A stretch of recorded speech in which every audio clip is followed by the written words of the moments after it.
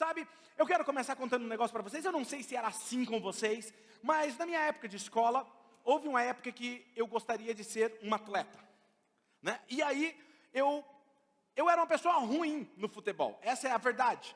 E aí acontece, eu era aquele menino, para você entender, que quando ficava na fila, aí começava, vamos escolher o time, vamos lá. E os dois caras, os melhores, escolhiam o time, né? E aí ficava, fulano, fulano, fulano, fulano, fulano. Quando chegava a minha vez, não, já completou o time. Como assim?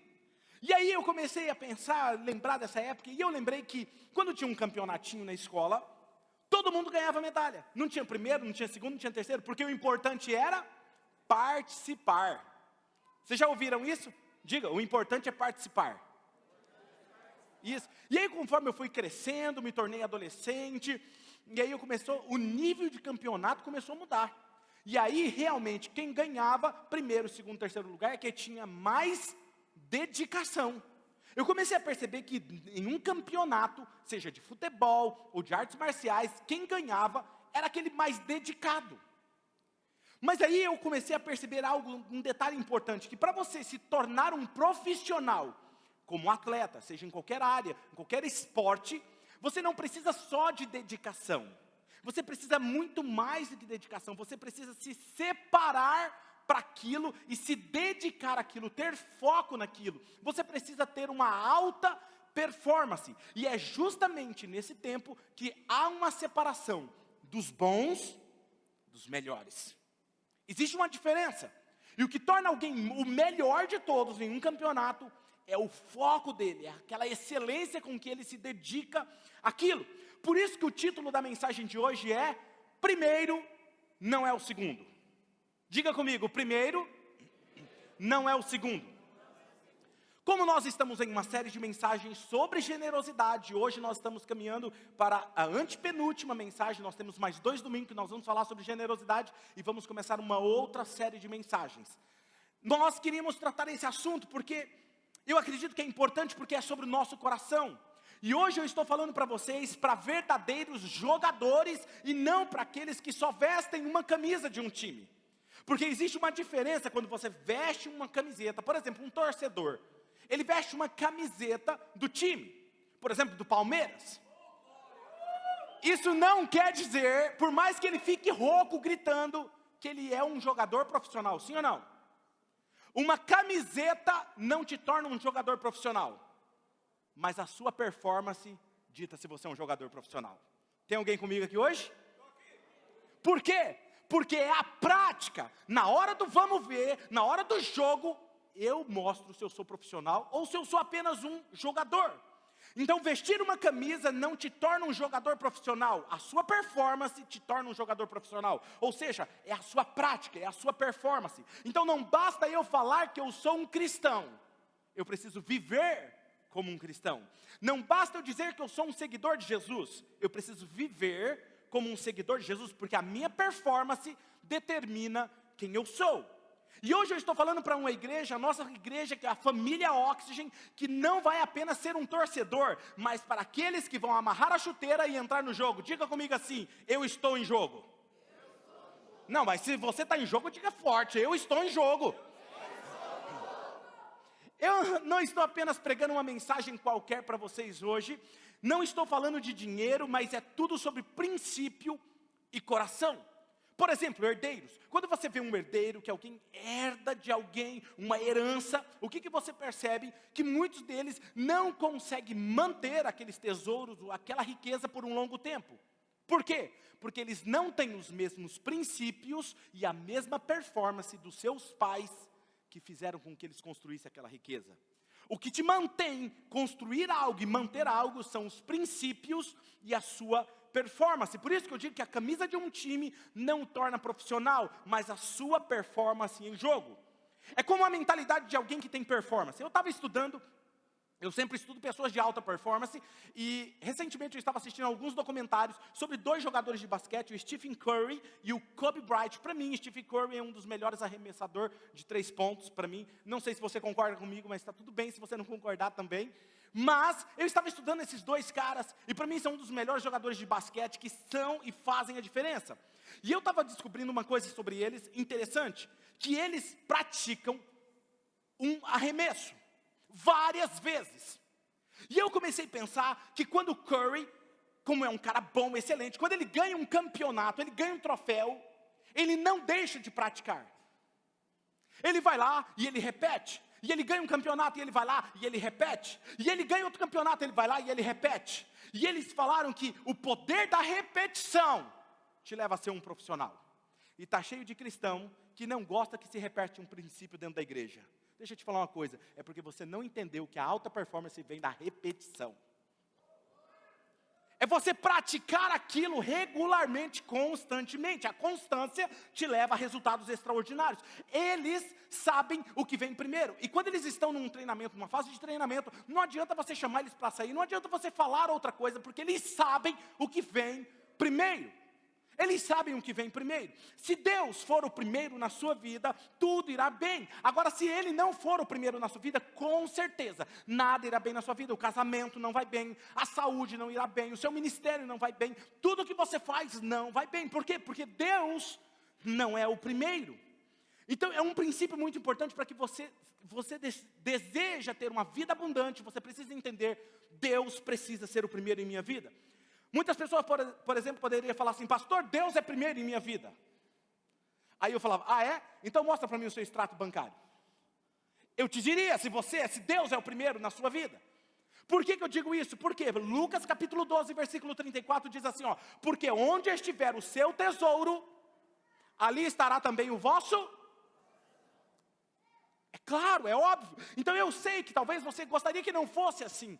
Talvez você fale assim, não pastor, eu quero que Deus seja o primeiro na minha vida. E como seu pastor, eu estou preocupado em que você entenda esse princípio, para que faça a diferença na sua vida. Por isso me permita compartilhar alguns princípios com você. Eu quero ler com você, abra o seu celular, ou o aplicativo do seu celular, ou a sua Bíblia, em 1 Reis capítulo 17, versículo de número 9 a seguir. Esse texto, estava havendo uma recessão econômica em Israel, havia uma fome naquele país, pois ficaram 3 anos e meio sem chuva. E alguns teólogos dizem que essa história, alguns estudiosos da Bíblia dizem que esse fato que vamos ler aqui aconteceu entre 6 meses a 1 ano e meio. Ok? Mais ou menos isso para você entender o que estava acontecendo no país. Vamos lá, diz assim, ó, versículo 9. E ele foi, e quando chegou à porta da cidade, encontrou uma viúva que estava colhendo gravetos. Ele a chamou e perguntou, pode me trazer um pouco de água numa jarra para eu beber? Enquanto ela ia buscar a água, ele gritou, ei, por favor, traga também um pedaço de pão. Mas ela respondeu, juro pelo nome do Senhor, o teu Deus, que não tenho nenhum pedaço de pão. Só apenas um punhado de farinha num jarro e um pouco de azeite na botija.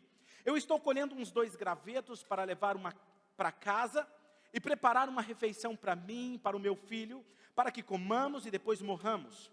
Vá imediatamente para a cidade de Sarepta de Sidom e fique por lá. Então ordenei a uma viúva daquele lugar que lhe forneça comida. Elias, porém, lhe disse, não tenha medo, vá para casa e faça o que eu disse.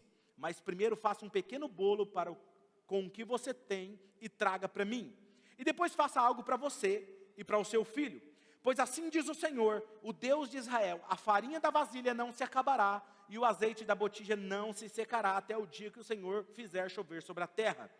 Ela foi e fez conforme Elias lhe dissera. E aconteceu que a comida durou muito tempo. Diga assim, durou muito tempo. Para Elias e para a mulher e sua família, pois a farinha na vasilha não se acabou e o azeite na botija não se secou, conforme a palavra do Senhor proferida pelo profeta Elias. Interessante que essa história para mim é incrível, porém, eu quero que vocês analisem algo comigo sobre essa história. Essa viúva, ela tinha apenas um único filho. Diga comigo assim, um único filho. Repita comigo, o único filho. Ela não tinha outro familiar no mundo. Ela só tinha apenas esse filho. Era apenas esse jovem e ela. Estavam morando sozinhos e estava acontecendo essa seca. Estava acontecendo essa recessão econômica. O seu marido havia morrido. Estava somente ela e o seu filho. E a seca era tão grande que a situação estava difícil, estava escassa. As pessoas estavam morrendo. As pessoas estavam passando fome. Se instalou uma crise econômica naquela terra e ela só tinha uma porção de comida. O texto é claro em dizer que ela só tinha aquela porção somente para mais uma refeição. Diga comigo, uma única porção. Aí chega o profeta Elias, me chama a atenção nesse texto, e diz, faz primeiro para mim. Parece que não tem nenhum sentido. A Bíblia não fala sobre isso, mas eu me pergunto, quando ela deu a volta para ir para sua casa, ela deve ter pensado, mano, esse cara é louco. Esse profeta está louco. A última vez que eu ouvi falar dele, ele estava vivendo em cavernas, no escuro. Ele deu um sumiço. Quem é esse cara? Ele deve estar com problema de cabeça. E aí, quando ela está indo pensando isso, ele fala assim, faz uma porção e faz primeiro para mim. Para você entender o que eu estou querendo dizer, às vezes eu me pergunto, por exemplo, o que as pessoas pensariam se nós estivéssemos vivendo um momento de escassez na cidade de Marília, ou no nosso estado, as pessoas estivessem passando fome, e eu viesse para você e falasse assim, ei, Deus está mandando você primeiro separar os 10% daquilo que você ganha, e dar a Deus na casa de Deus como dízimo ao Senhor, e não vai faltar para você o sustento. Com certeza muitos de vocês falariam assim, o pastor Claudinei está louco? Como fazer um negócio desse? Se eu fizer isso, eu sei que eu tenho que dar o meu melhor para Deus, mas nesse momento não dá. Por quê? Deus vai entender. Pega isso. Deus vai entender. Quando a pessoa pensa desse jeito, ela acredita que ela está fazendo algo para Deus. Ela não entende que quando Deus fala para ela dar, Deus está ensinando e fazendo algo por ela. Vou te provar na Bíblia. E é isso que aqui nós estamos observando. Veja, em momentos de crise e escassez, é o melhor momento para colocar Deus em primeiro lugar na sua vida. O que é o primeiro lugar? Para você entender o que eu estou querendo dizer. Quando você dizimar, você está colocando Deus em primeiro lugar. Eu não sei você, mas se você pegar o meu celular e você abrir ele, você vai nos contatos, tem a parte aqui dos favoritos. Favoritos. Porque se acontecer alguma coisa, alguém pode pegar o meu aparelho de celular e falar assim, quem são as pessoas favoritas dele? Isso não quer dizer que são melhores, ok? Mas a primeira aqui está, meu amor. Olha lá, tem um coraçãozinho, uma boquinha, um beijinho, um sapatinho alto, uma aliança e mais beijinhos, e 100% comprometido com ela. Depois vem Radassa, filho, pai, mãe, minha irmã, meu cunhado, e assim vem os pastores principais, vem a diretoria, e assim por diante, meus amigos, que se acontecer alguma coisa, eles são prioridades para serem avisados. Quem está me entendendo? Se acontecer qualquer coisa, quem é a prioridade? A pergunta é, se acontecer qualquer crise hoje na sua vida, quem é a prioridade que deve ser chamada na sua vida? Perceba, não basta eu ter no meu contato, eu preciso ter isso no meu coração. Entende o que eu estou querendo dizer? Ok? Então isso é o que eu acho incrível nessa história. Deus enviou o seu profeta a uma viúva, não para ajudar o seu profeta, mas para ajudar a viúva. Uma mulher que iria comer a sua última porção de comida e esperar a morte. É isso que o texto está dizendo. Ela vai comer e ela vai morrer. Você consegue imaginar isso comigo?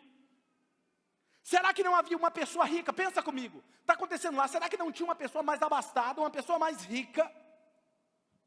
Que Jesus ou Deus poderia falar assim, vem cá. Elias, você vai na casa daquela pessoa que ela tem muito mais condições de sustentar você. Você acha que existia isso ou não? Sim ou não? Sim. Ok? Mas Deus envia justamente na casa daquela mulher que só tinha a sua última porção. E é exatamente isso que muitas pessoas não conseguem enxergar nessa história. Deus não enviou Elias à viúva para que a viúva ajudasse Elias. Deus enviou Elias até a viúva para que Deus pudesse ser a provisão para a viúva. E isso é o que muitos não veem nessa passagem. A mulher estava prestes a morrer, o seu filho morrer, mas Deus lhe dá a oportunidade de colocar as suas finanças em primeiro lugar a Deus. 1 Reis 17:14, olha o que diz lá. Pois assim diz o Senhor, o Deus de Israel, a farinha da vasilha não se acabará, o azeite na botija não se secará, até o dia em que o Senhor Jesus fizer chover sobre a terra. O Senhor Deus pegou a porção que ela tinha, a única porção de suas mãos, e transformou a sentença de morte em algo para ser celebrado. Deus é o único que tem poder de pegar aquilo que é a sua única porção, sentença de morte sobre a sua vida, e fazer ser um motivo de alegria e de celebração. Simplesmente porque ela colocou Deus em primeiro lugar, enquanto muitos estavam sofrendo as consequências da escassez. Ela tinha a certeza de que Deus iria multiplicar o seu sustento enquanto houver escassez na terra. Deus tem a habilidade de pegar a porção que você tem e transformar em motivos de celebração. Agora, você entende por que a maioria das pessoas não vê um milagre? Porque elas não dão a oportunidade de Deus fazer um milagre na vida dela, porque ela sempre anda por medo e não por fé. Quando Deus fala com essa mulher, estava exigindo dela uma atitude de fé. Faça primeiro para mim, depois você faz para você e para o seu filho. Exigia uma atitude de fé. Milagres não acontecem onde não tem um ambiente de fé. Um milagre nunca vem à existência em um ambiente de medo. Como espera que Deus faça um milagre em suas finanças se você não faz como Ele espera que você faça? Quando Elias chega até ela, Elias diz a ela que deveria dar primeiro a Deus. Deus estava esperando que ela tivesse o quê? Fé. Fé é confiança que Deus é o seu provedor. Hebreus capítulo 11, versículo 6, olha o que diz esse texto. Sem fé, leia comigo, 1, 2, 3. Sem fé, pois quem dele se aproxima, precisa crer. O termo aí para recompensa, ou em outras versões galardoador, no grego é o termo mistapodotes, que significa aquele que paga o seu salário. Você sabia disso? Agora vamos ler como o pagador do seu salário. Vamos dizer assim, ó, sem fé é impossível agradar a Deus, pois quem dele se aproxima precisa crer que Ele existe e que Ele é aquele que paga o seu salário daqueles que o buscam. Eu não sei se você quer quem que seja o seu pagador do seu salário, mas eu prefiro que seja Ele. Quem está me entendendo? Então veja que quando essa mulher colocou Deus em primeiro, em suas provisões, em seus recursos naturais, ela teve uma provisão sobrenatural. Resultados sobrenaturais daquilo que era natural. Deus não precisa de algo sobrenatural para fazer algo sobrenatural. Ele só precisa que você confie a Ele, o natural, para Ele fazer o sobrenatural. Agora eu posso te dizer algo, Deus, Ele não precisava dessa viúva para ajudar Ele. Porque para mim, quando eu olho para esse texto, eu não fico imaginando Deus preocupado. Puxa vida, eu preciso dar comida agora para o profeta Elias. E eu estou sem opção. E a única opção, coitada, é aquela mulher. Eu vou ter que fazer um milagre, né? Porque afinal de contas, senão ela vai morrer. Não, Deus não é porque Ele não tinha opção. Eu vou mostrar isso para você. Permita-me mostrar como Deus proveu para Elias antes da viúva e depois da viúva. Olha lá em 1 Reis 17:6. Olha o que diz o texto. Os corvos traziam pão, repita comigo, pão e carne. De manhã e de tarde. Está vendo? Ele não jantava, gente. Quer cuidar da saúde, evita a janta. Está aí, ó. E ele bebia água do riacho. Ok? Deus estava cuidando de Elias, sim ou não? Ele enviava os pássaros para cuidar dele, com pão e carne. De manhã e de tarde. Deus fazia com que os corvos lhe trouxessem. E isso foi antes da viúva, gente. Ok? E depois da viúva, depois que Deus fez o milagre na vida da viúva, olha como que Deus sustentou Elias. 1 Reis 19, versículo 5 e 6. Depois se deitou debaixo de uma árvore e dormiu. De repente um anjo tocou nele e disse, levante-se e coma. Elias olhou ao redor e ali, junto à sua cabeça, havia o que, gente? Pão assado sobre brasas quentes e um jarro de água. Ele comeu e bebeu e deitou-se de novo. Eu acho que isso aí foi o primeiro pastel de Belém que nasceu. Você imagina? Deus poderia mandar um anjo. Pão assado no céu. Imagina aquele pão quentinho, com aquela manteiga derretida, feito em brasas. Pelo próprio anjo. Deus poderia continuar cuidando de Elias, sim ou não? Mas por que Ele enviou até a viúva? Porque Ele era a provisão para a viúva, não era para a viúva ajudar ele. Quem está me entendendo? Então não sei se vocês perceberam, mas quando Ele falou à viúva, Ele disse, traga-me uma jarra de água para beber. E depois Ele disse, traga uma porção de pão.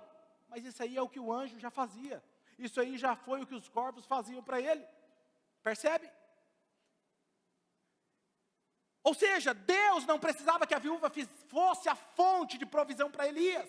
Deus poderia prover para Elias de outros meios, mas porque Ele escolheu a viúva, Deus queria prover para ela sobrenaturalmente. Fazer as coisas do nosso jeito traz resultados da força do nosso braço. A obediência a Deus traz resultados do céu aqui e agora. Escutem, Deus quer prover para você de forma sobrenatural. Mas faça as coisas do jeito de Deus. Honre Ele primeiro. E o fantástico para mim nessa história é que Deus não queria somente prover sobrenaturalmente para a viúva. Isso aqui é sensacional. Olha o que diz o seu texto, esse texto de 1 Reis 17, 21 e 22. Porque o filho daquela viúva morre. Depois de um tempo ele morre. E olha o que diz o texto. Então Elias se deitou sobre o menino 3 vezes e clamou ao Senhor: ó Senhor meu Deus, faze voltar a vida deste menino. E o Senhor ouviu o clamor de Elias, e a vida voltou ao menino, e ele viveu. Ela honrou o profeta, colocou Deus em primeiro, e pelo fato dela ter feito isso, Deus esticou a fé dela, o suficiente para quando o filho morresse, ela tinha fé suficiente para confiar na oração do profeta. Percebe? Quando a sua fé, Deus pede para você dar, para você ser generoso, Ele está trabalhando a sua fé, a sua confiança, Ele está esticando você, para que quando chegar os momentos necessários, que Ele sabe que virá, Ele vai prover para você, Ele vai ser a sua solução. Agora permita-me fazer uma pergunta, será que Deus sabia que o filho dela iria morrer, sim ou não? Percebe? Deus sabia que estava faltando algo além da porção. Era a fé dela que precisa melhorar. Então lembre-se de uma coisa, dar o dízimo, nós já aprendemos aqui, o dízimo é uma prova, é um teste. E quando você é testado, e você é aprovado, e você provê para o reino de Deus primeiro, se você dá um passo de fé primeiro, você pode esperar grandes coisas que virão sobre a sua vida. Não é sobre mim, não é sobre a igreja, não é sobre o reino, é sobre o seu coração, é sobre o meu coração. O dízimo, ele traz as promessas sobre a sua vida, mas especificamente ele traz 2 coisas, diga comigo, provisão e proteção. Olha o que diz em Malaquias 3, 10 e 11, diz: trazei todos os dízimos à casa do tesouro, para que haja mantimento na minha casa, e depois fazei prova de mim nisto, diz o Senhor dos Exércitos, se eu não vos abrir as janelas dos céus, e não derramar sobre vós uma bênção tal, até que não haja lugar suficiente para recolherdes. Boa medida, calcada, sacudida e transbordante. E por causa de vocês eu repreenderei o devorador, e ele não destruirá os frutos da vossa terra, e a vossa vide no campo não será estéril, diz o Senhor dos Exércitos. Ou seja, o que ele está dizendo é o seguinte: você dá, você faz a sua parte, você entrega a mim primeiro, e eu vou ficar na porta da sua casa. Eu quero ver o devorador entrar aqui. O problema é que muitas pessoas não vivem isso, sabe por quê? Onde eles colocam o dinheiro é como se colocasse num saco furado. É uma coisa que quebra, é outra que gasta, é outro negócio que acontece. Você não sabe, mas o dinheiro vaza por todos os lugares. Semana que vem eu vou contar um testemunho de um membro da nossa igreja. Incrível, aguarde. Malaquias 3 diz: eu vou abrir as janelas dos céus e derramar sobre vocês tantas bênçãos que nem terão onde guardá-las.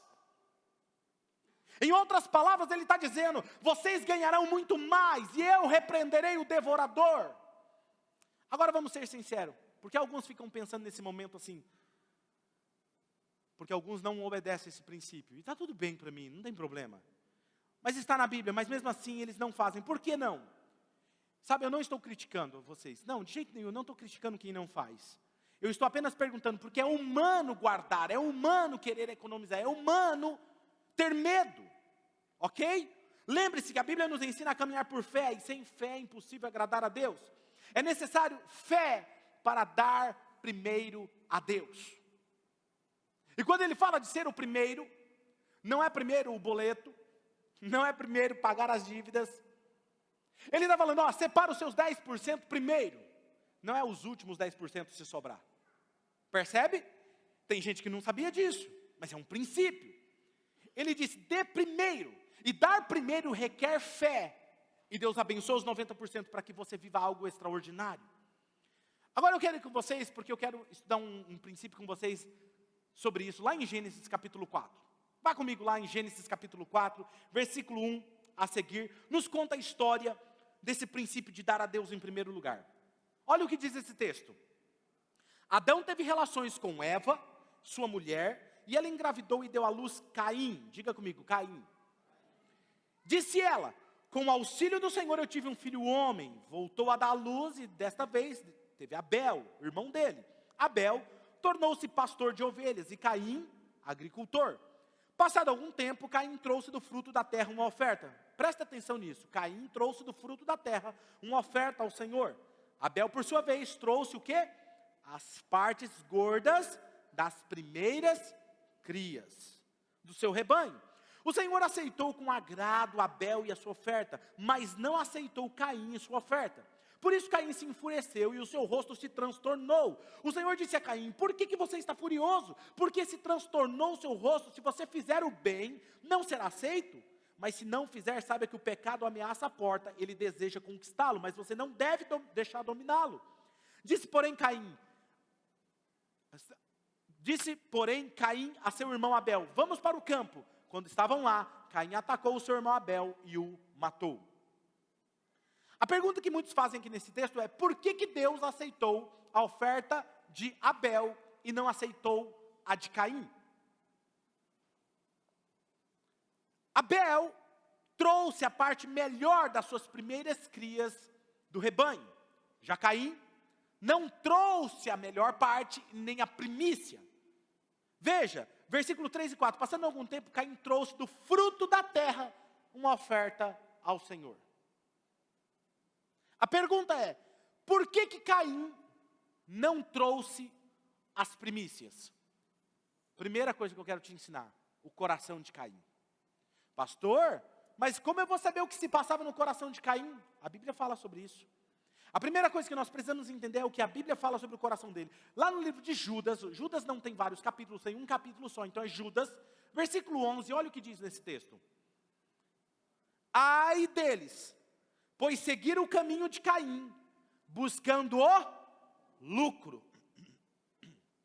Caíram no erro de Balaão e foram destruídos na rebelião de Corá. Observe que fala do caminho de Caim: lucro e rebelião. Diga comigo: lucro e rebelião.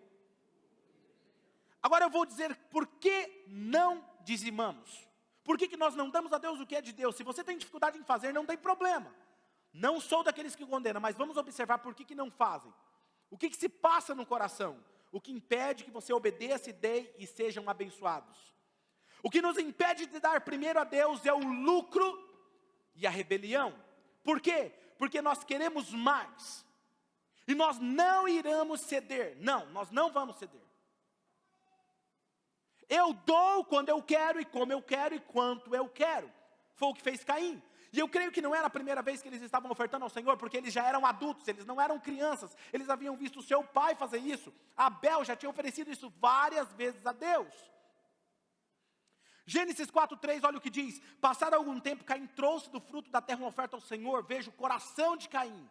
O que ele está dizendo é: eu trago uma oferta quando eu quero e quanto eu quero. Percebe?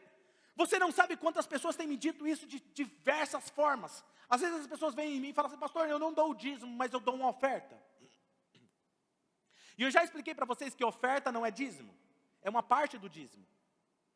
Ah, mas eu dou, pastor, aquilo quando eu sinto, o que eu sinto no meu coração eu dou. Deixa eu te fazer uma pergunta. Você ama a sua esposa, ou você é comprometido com a sua esposa só o quanto você sente? Hã? Não, eu vou no mercado. Chego lá, não, eu estou sentindo de pagar menos. Eu vou levar isso aqui, mas eu estou sentindo de pagar menos, então eu vou pagar só o quanto eu sinto. Hã? O que o segurança vai dizer? Vamos conversar ali no canto? Hã? Mas olha só. São coisas naturais e óbvias para nós, mas a gente não leva isso a sério. Sabe por quê? Porque a gente acha que Deus não existe. Quando você age dessa forma, você está ignorando a presença de Deus real. E depois você fala: eu acredito em Deus. Sabe por que você fica na dúvida, no meio da tormenta, no meio das dificuldades? Que Deus vai te socorrer? Porque você, nesses momentos que você precisa ter certeza que Deus está, você não tem.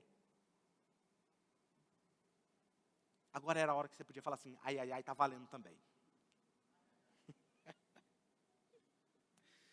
Vamos supor que Caim não soubesse. Não, mas Caim não sabia. Deus mesmo fala com ele. Olha isso, versículo 6, o Senhor disse a Caim: por que você está furioso, Caim? Por que transtornou o seu rosto? Se você fizer o que é certo, será que eu também não vou aceitar o que você está fazendo? Em outras palavras, você não está fazendo o que é certo. Faz o seguinte: o pecado está à porta do seu coração. Vai lá, se arrepende e não deixa ele dominá-lo. Deus deu oportunidade para ele. Sabe o que ele faz? Em vez de ele obedecer, ele vai lá e se torna um assassino. Ele culpou Abel por sua oferta não ser aceita. E não é isso que muitas vezes o que as pessoas fazem, é o coração de Caim. Ele culpa as pessoas porque as coisas vão mal na vida dele, mas ele não obedece a Deus. Ele culpa as pessoas e o governo, mas ele olha e fala assim: Deus, eu dou quando eu quero, como eu faço. Enquanto na verdade a Bíblia diz que nós devemos dar primeiro a Deus os 10%. Veja o que a Bíblia diz, Provérbios 19:3. É a insensatez do homem que arruína a sua vida, mas o seu coração se ira contra o Senhor. É a Bíblia que está dizendo. Resumindo, vamos dar os primeiros frutos ao Senhor. É isso que ele está falando. Provérbios capítulo 3, versículo 9 e 10. Honre o Senhor com uma parte dos seus ganhos. É isso que está escrito? Leia comigo então em alto bom som, vamos lá. 1, 2, 3. Honre o Senhor com todos e com os primeiros frutos de todas as suas plantações. Os seus celeiros ficarão como? Plenamente cheios, e os seus barris transbordarão de vinho. Veja que isso fala do coração. Êxodo 23, 19, a parte A diz assim: traga ao santuário do Senhor, o seu Deus, o melhor dos primeiros frutos das suas colheitas. Isso responde onde você deve levar o dízimo. Na casa do Senhor, que é aqui, na igreja. Ah, mas eu não posso dar na filantropia, eu não posso ajudar quem está carente. Eu já falei isso para vocês, isso é bom e bonito. Eu faço isso. Mas isso é oferta.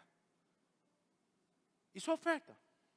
A minha esposa, às vezes, ela sabe que eu faço isso. Às vezes ela fala assim: amor, que tal você só me avisar quando você vai dar oferta para alguém? Só para mim, porque eu estou contabilizando aqui nas nossas finanças. Aí eu vou: cadê o dinheiro? Não está aqui. Ah, então é que eu dei. Esses dias aconteceu isso. Ela estava fechando, não estava fechando a conta. Ela falou assim: tem alguma coisa errada aqui. É que eu dei. Ela falou assim: que tal você me falar? Eu falei: bom, pois é, preciso melhorar minha comunicação, né? Segunda coisa, o coração de Abel. O coração de Abel, quero encerrar falando sobre o coração de Abel. Agora, como eu posso conhecer o coração de Abel? Hebreus capítulo 11, versículo 4. Pela fé, olha isso, Abel ofereceu a Deus um sacrifício superior ao de Caim. Por que era superior? Porque pela fé ele foi reconhecido como justo, quando Deus aprovou as suas ofertas. Ou seja, ofertas, era mais de uma oferta. Embora ele esteja morto, por meio da fé, ainda fala. Abel era um homem de fé, ele tinha uma atitude de fé. Pela fé ele ofereceu, requer fé, dar primeiro a Deus o que é de Deus. E confiar que Deus vai abençoar os 90%. Veja só, quando você coloca Deus, o reino dele em primeiro, você verá o que ele fará em sua vida. Olha o que Deus, ele pediu primeiro o primogênito filho de Abraão. Ele nunca pediu o 10º filho de Abraão. Chegou em Abraão e falou assim: Abraão, eu quero o seu 10º filho. Ele não tinha nenhum filho, nenhum herdeiro da sua mulher Sara. Era o primeiro, Isaac. Aí ele chega assim: ó, negócio é o seguinte, Abraão, quando você tiver o 10º, dá ele para mim. Não, ele chega e fala assim: eu quero o seu primeiro. Diga assim: o único filho. Não toque no rapaz, disse o anjo, não lhe faça mal. Agora eu sei que você teme a Deus, porque não me negou o seu filho, o seu único filho. Deixa eu contar algo para vocês que aconteceu na nossa igreja. Lá no início da nossa igreja, nós estávamos ministrando uma série sobre generosidade, sobre vida abundante. E estávamos falando sobre ofertas e tal. E um casal me procurou em um dos finais do culto.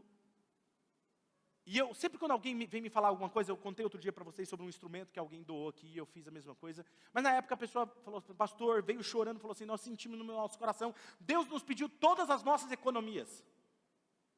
E nós fizemos um cheque, e está aqui, nós queremos entregar todas as nossas economias. Na hora eu olhei, chocado com aquela atitude no coração. Deus falou assim: agradece, rasga o cheque e devolve o cheque rasgado. Porque agora eu sei que eles se confiam em mim. Eu virei para eles e falei assim: obrigado, Deus te abençoe. Entreguei, Deus te abençoe. Por que o senhor está fazendo isso? Eu falei assim: porque agora o Senhor confia no seu coração. Não é sobre dinheiro, é sobre o coração. Percebe? Mateus 6,33 diz: busquem, pois, em o quê? O que está acontecendo? Vamos lá, busquem primeiro.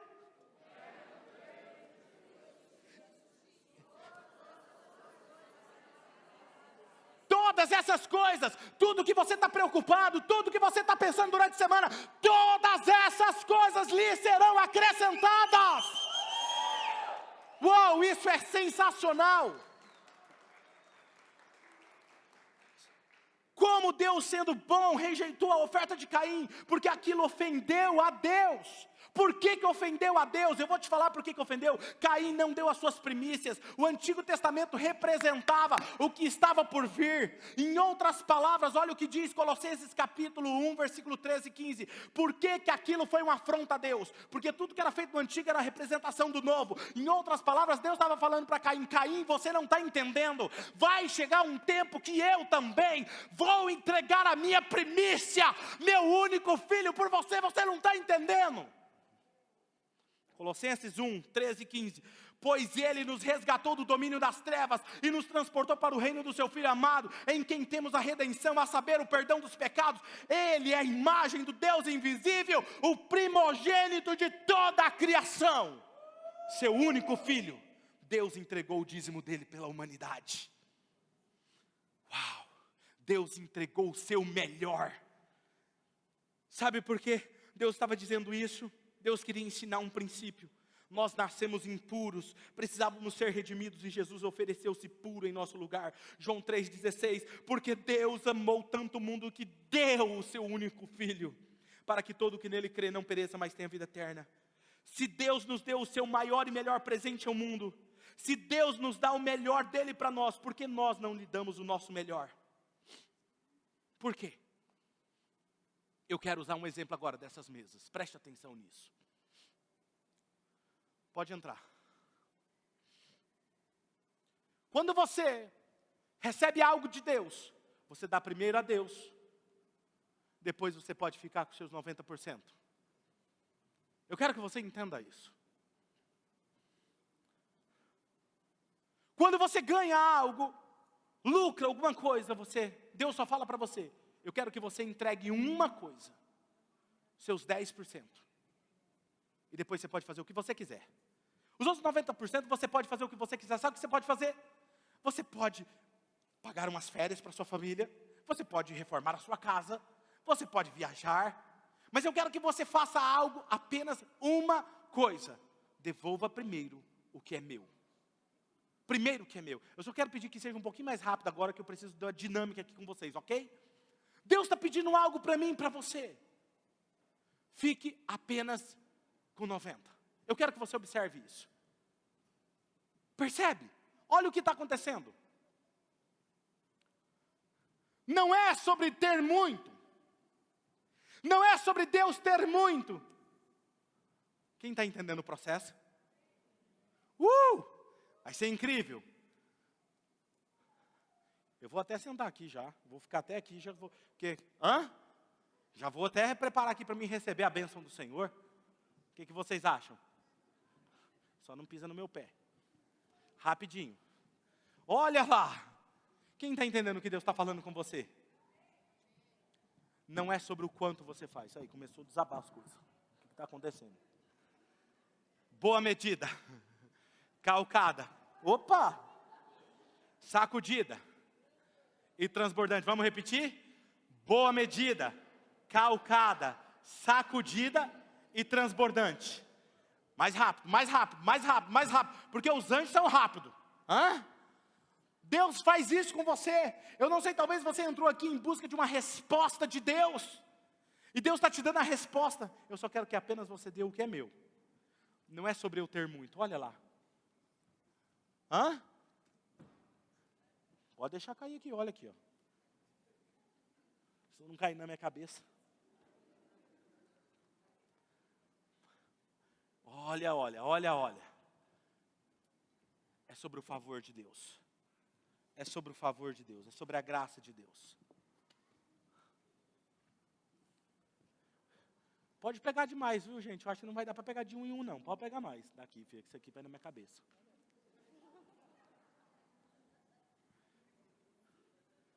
Pode pegar demais, viu? Boa medida, calcada, sacudida e transbordante. Deixa eu falar algo para você. Pode ir mais rápido. Deixa eu falar algo para você. É isso que vai acontecer na sua conta bancária, é isso que vai acontecer na sua vida. Quando você coloca Deus em primeiro, Ele vai transbordar. Amém? Diga assim: eu creio, eu recebo, e assim será. Diga: eu creio, eu recebo, e assim será.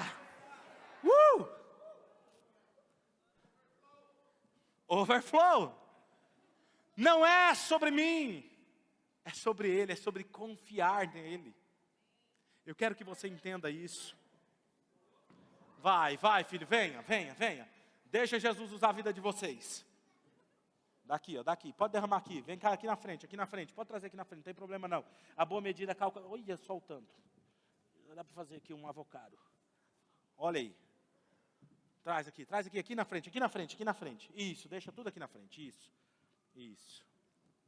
Obrigado. Quem está entendendo?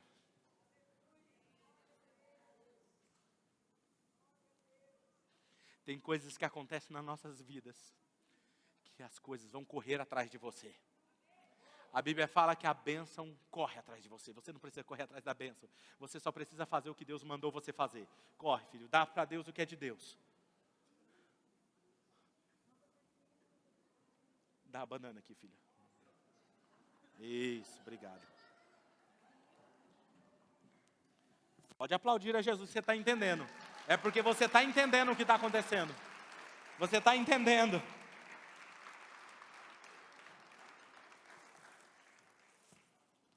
E aí começa a ter muito. Aí Deus fala assim com você: é mais do que você precisa. Aquilo que você não usa, estraga. Segura isso aqui para mim. Eu quero te abençoar com isso. Mais alguém, vem cá. Vem, Tiago. Quem está entendendo? É sobre generosidade. Porque é muito para mim. É muito para mim.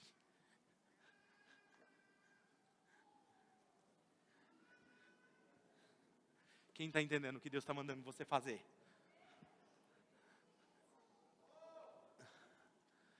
Agora olha isso aqui. Olha o quanto tem lá. E olha o que Deus só pediu para você fazer, a sua parte. E quando você entende isso, a bênção do Senhor vem sobre a sua casa, sobre o seu filho e sobre os filhos dos seus filhos, até 1000 gerações. Pode entrar a banda. É sobre isso. Feche os seus olhos. Pergunte agora ao Espírito Santo: Espírito Santo, o que o Senhor está querendo me dizer sobre isso? O que o Senhor está querendo me ensinar sobre isso? O que o Senhor quer que eu faça? Por que a minha vida está assim? Onde o Senhor quer me levar? Eu quero que você saiba de algo. Eu não digo isso para prover para a nossa igreja, porque Deus já provê de forma sobrenatural nessa casa. Toda essa estrutura que você vê, tudo que você vê aqui é de forma sobrenatural. Deixa eu te contar algo. Rapidamente, olha para cá. Quando nós estávamos começando a nossa igreja, eu tinha um carro, um Honda Civic, um bom carro. Não era um carro do ano ainda, mas faltava 2 anos para ser um carro atual. Mas era um bom carro. E um dia Deus falou assim comigo: eu quero que você dê o seu carro. Eu falei: mas eu não tenho outro carro. Ele falou: pois é, o carro não é meu. Porque um dia eu orei e falei que tudo que eu tinha era dele. Ele falou: eu quero que você me dê seu carro. Chamei a minha esposa, chamei meus filhos e conversei com eles. E eles falaram: se Deus mandou, nós estamos dispostos a isso. Eu imaginei, vamos obedecer a Deus. Eu imaginava que na semana seguinte, 2 semanas, Deus iria me surpreender com um carro novo. E eu dei o carro. E começamos a andar a pé. Eu lembro que minha mãe falava: filho, mas por que você fez isso? E eu falava: porque Deus me mandou. E eu era o pastor da Oxygen Church, com membros que tinham carros, ótimos carros, chegando no estacionamento. E eu: irmão, você pode passar em casa e me dar uma carona? Vários de vocês me deram caronas. Outros: pastor, fica com meu carro esse final de semana. Deus te abençoe, irmão. Outros deixavam o carro: não, pastor, o senhor pode ficar com esse carro aí, pode usar ele. E nós achava que ia ficar Passou 1 mês, 2 meses, 6 meses. Falei, Deus, o senhor esqueceu? O senhor tem certeza que o senhor falou comigo, né? Eu não lembro exatamente, mas eu acho que nós ficamos mais de 1 ano sem carro. Aí um membro da nossa igreja tinha vendido parte do som para nós, e a parte dele, do sócio dele, nós estávamos pagando. Quando chegou de pagar a parte dele, que era um alto valor, que dava para comprar um carro, ele disse, chegou para a diretoria e falou assim, a minha parte eu estou dando como oferta, e eu quero que compre um carro para o pastor. Escute, a diretoria me procurou, falou, pastor, o nosso membro falou isso, está aqui a oferta, o senhor quer que compre um carro para o senhor? E eu falei assim, não, se eu sou generoso, eu sou generoso, não quero, pode entregar para a igreja. E eu não lembrava disso. Passou-se um tempo, aí veio, a igreja começou a crescer, veio novos membros, não sabia disso. E um membro um dia, ele está aqui me ouvindo nesse momento, ele e a esposa sentiram no coração de comprar um carro e me dar de presente. Vamos comprar um carro pro pastor. Aí ele me ligou, eu falei, filho, tem como você me dar carona? Ele falou, tem, pastor, vem orar na minha casa, mas eu vou te buscar, fica tranquilo. Eu falei, tá bom. E fui, chegando na frente da casa dele, estava o nosso carro, um laço. Ele falou, pastor, esse carro é seu, Deus mandou eu te dar. Aí eu falei, não tem como devolver, né? Naquele dia eu comecei a passar mal, deu hipoglicemia. Escute o que eu estou te falando. Essa é uma família muito abençoada.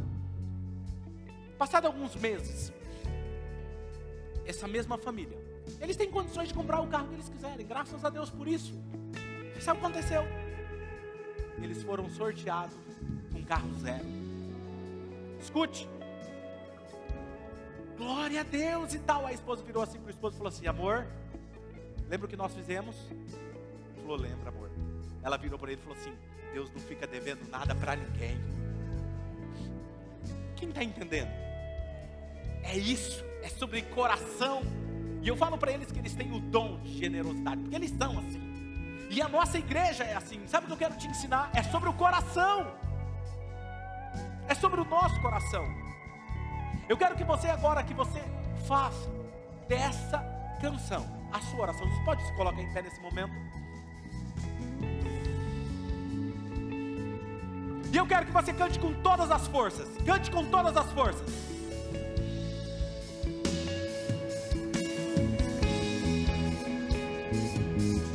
Que a bênção se derrame até 1000 gerações, tua família e teus filhos e os filhos dos seus filhos. Que a bênção se derrame até 1000 gerações, tua família e teus filhos e os filhos dos seus filhos. Sua presença te acompanhe por detrás e por diante, do teu lado e em ti.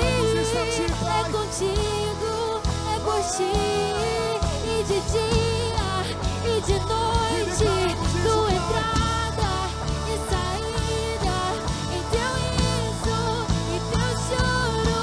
É contigo, é por ti, é contigo, é por ti, é contigo, é por ti, é contigo, é por ti, é contigo, é por ti.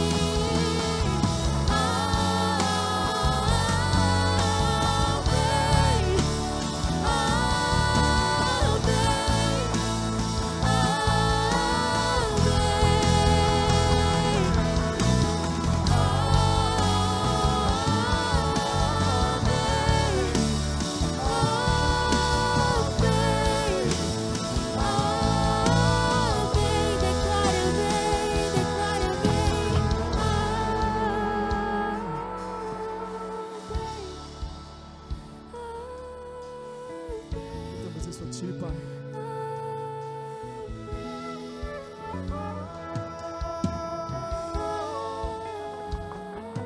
E declaramos e profetizamos